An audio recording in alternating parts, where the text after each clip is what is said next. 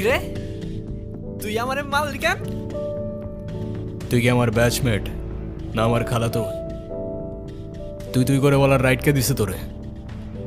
তুই কিন্তু ওর গায়ে হাত তুললা কাজটা ঠিক করলি না ঈশান। ঈশান না, ঈশান ভাই। রেসপেক্ট দিয়ে কথা বল, নাইলে ওরে হসপিটালে নেওয়ার আগে তোরে দাফন করতে হবে। স্পোর্টস ক্লাবের প্রেসিডেন্ট দেখা যা খুশি তাই করবি ভাবলে ব্যাপারটা ভুল হবে। তুষার ভাই জানলে আপনার খবর আছে। তোর তুষার ভাই, হ্যান ভাই, ত্যান ভাই সবাই রে গিয়া বল ঈশান ক্যাম্পাসেই আছে। কারোর সাহস থাকলে এসে চুলটা ছিঁড়া দেখাক।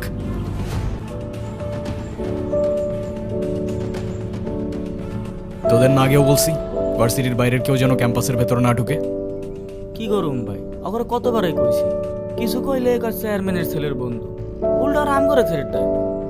চেয়ারম্যানের ছেলের বন্ধু হোক, চেয়ারম্যানের ছেলে হোক আর যেই হোক, ক্যাম্পাসের ভেতর বাইরের কেউ অ্যালাউড না।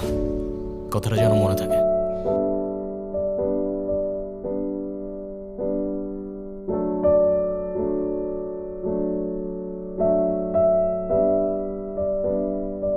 আমি তো ভয় পেয়ে গেছিলাম বুঝলি। তারপর কি হয়েছে আপু বল না।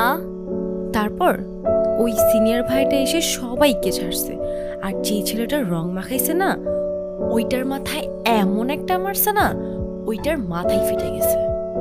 আচ্ছা ওই সিনিয়র ভাইয়াটার নাম কি? কোন ভাইটার? আরে ওই ভাইয়াটা। ঈশান। কেন?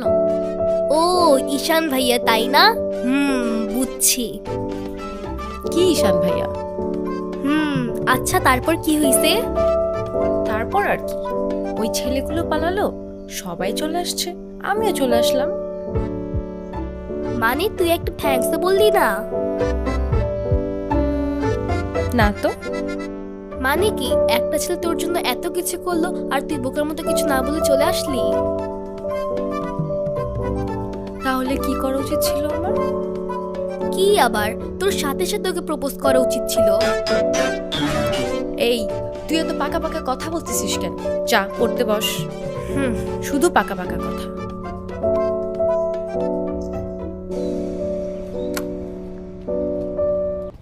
ভাই কাহিনী শুনছো? কি হয়েছে আবার?